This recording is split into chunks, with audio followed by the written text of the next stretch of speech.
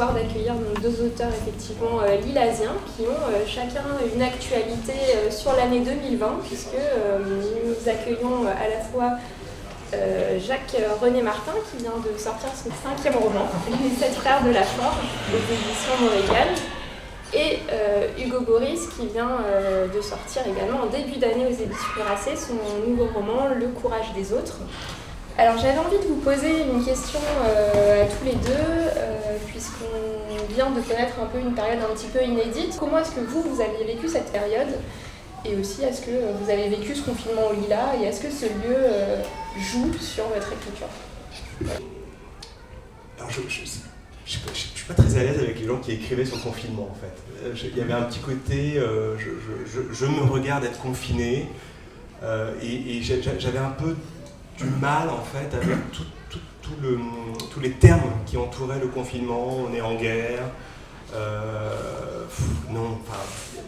par rapport à, je sais pas, mes grands-parents, mes arrière-grands-parents qui ont connu la guerre, des déplacements de population, tout le monde avait un mort dans sa famille, c'était quand même pas le cas. Alors, écrire sur le confinement, comme Hugo, ça, il n'en est pas question, c'est pas du tout mon truc, c'est pas du tout mon univers.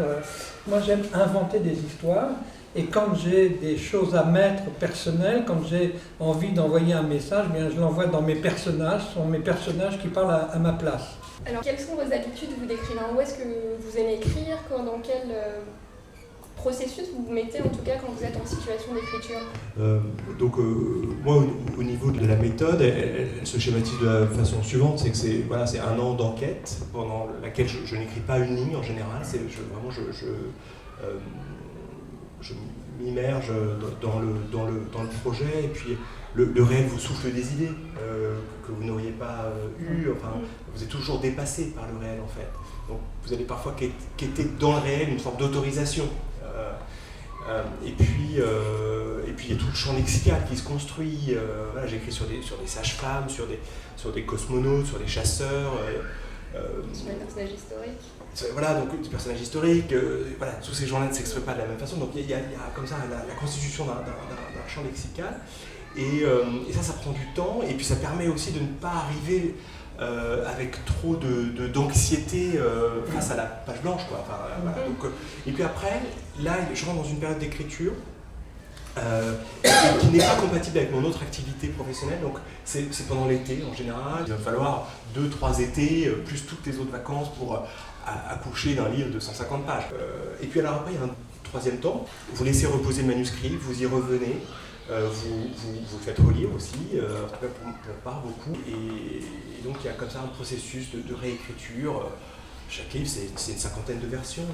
Une fois que vous avez fait tout ce travail de documentation, comment est-ce que ça influence, comment est-ce que ça vous aide vraiment à structurer en tout cas l'histoire ? Est-ce qu'elle vous vient déjà bien en tête, ou vous avez une idée très précise de ce que vous allez faire, ou est-ce que toutes ces recherches que vous allez conduire vont vous amener justement à remanier régulièrement vos manuscrits et à vous emmener sur des voies complètement diverses ? Alors, c'est vrai qu'avant de commencer à écrire, je commence ma documentation et je vais vous raconter une anecdote qui était assez caractéristique sur l'un de mes romans, où j'avais besoin de savoir que Catherine de Médicis avait reçu une lettre très précise de Nostradamus à une date précise. Et je me dis, j'avais l'impression que ça devait exister. Je vais à la Bibliothèque nationale, je demande à rencontrer la spécialiste de Catherine de Médicis, et on me dit, oh mais monsieur, vous savez, les chercheurs, il faut qu'ils fassent des demandes, et éventuellement ils ont une réponse 6 mois après. Et à ce moment-là, dans le bureau où j'étais, rentre une femme. Et l'homme avec qui je parlais est en train de dire, ah ben madame, voilà, je dis à monsieur que vous êtes... Je comprends tout de suite que c'est la spécialiste de Catherine de Médicis, donc je lui saute dessus et je lui explique mon problème. Et elle me dit, venez avec moi. Elle m'emmène dans les sous-sols des archives, elle sort un dossier, elle feuillette comme ça, et d'un seul coup, elle me dit, voilà monsieur, votre lettre, elle est là. J'avais la lettre, je l'avais pressenti qu'il y avait cette lettre, elle n'existait pas, mais c'est ça la force de la documentation, c'est qu'elle nous amène d'un seul coup à être dans l'époque comme si on avait lu le journal tous les jours et qu'on était au courant du moindre petit phénomène. Donc voilà, moi, la documentation, à partir de là, je savais que mon livre allait être ce que je voulais qu'il soit. Mais je n'ai jamais fini un livre avec la même fin que j'avais écrit dans mon synopsis. Ça, c'est vraiment intéressant. C'est-à-dire que je me laisse en même temps gagner par les personnages, parce que les personnages, ils nous entraînent pas forcément là où on avait envie d'aller. Alors, je suis un peu frappée par le mot que vous employez, en tout cas pour parler de votre travail préparatoire, puisque vous parlez de synopsis. On est complètement sur le vocabulaire du cinéma. Oui. C'est un point sur lequel, en tout cas, vous êtes assez proche aussi d'Hugo, sur le dernier roman, en tout cas quasiment, celui d'une caméra. Est-ce que vous en aviez conscience quand vous avez écrit ce texte, qui est très différent de ce que vous avez fait auparavant? Alors, oui, c'est des scénettes. D'ailleurs, je suis observateur, je prends des notes dans le métro, souvent lorsqu'il y a une irruption de la violence ou quand une situation anormale va me solliciter. Et le fait de prendre des notes, j'ai toujours un papier dans la poche, un crayon, c'est une manière aussi de faire barrage, de me protéger de ces situations qui sont trop intrusives. Quand j'ai écrit Le courage des autres, je ne savais pas que j'étais en train d'écrire Le courage des autres. Voilà, il y avait des scènes comme ça qui m'interpellaient, et en rentrant chez moi, je ne les jetais pas, je les mettais dans une pochette, et puis cette pochette a grossi, et cette petite affaire a duré quand même 15 ans. Et un jour, j'ouvre cette pochette, c'était un dimanche, et donc c'était un millefeuille déglingué, hein, bon. Et se dessine un portrait qui n'est pas flatteur. C'est que j'ai peur. J'ai peur dans les transports en commun, et je m'aperçois que d'autres ont eu le courage de relever la tête et d'intervenir, d'aller au contact, voire parfois de s'interposer physiquement quand il le fallait. Et donc je décide de leur rendre hommage dans Le courage des autres, et le courage devient le fil rouge. Alors, moi, je visualise mon roman en même temps que je l'écris. C'est incroyable. Je développe le film, et d'ailleurs pour le cinéma, on m'a souvent dit que le scénario, il était presque écrit, quoi. Dans la mesure où, quand j'écris, je visualise vraiment la scène, hein, c'est-à-dire que d'un seul coup, je vais me dire, ah non, là, c'est pas possible, il ne peut pas monter à cheval à ce moment-là parce qu'il est dans une colline. Donc, il faut attendre qu'il ait descendu la colline. C'est un exemple. Hein. Mais en fonction de l'ambiance, le niveau de langage peut changer. Par exemple, quand on est dans la Lanterne Verte, la célèbre Lanterne Verte dans Les 7 Frères de la Forge, qui est un lieu un peu de perdition et en même temps un lieu d'espoir.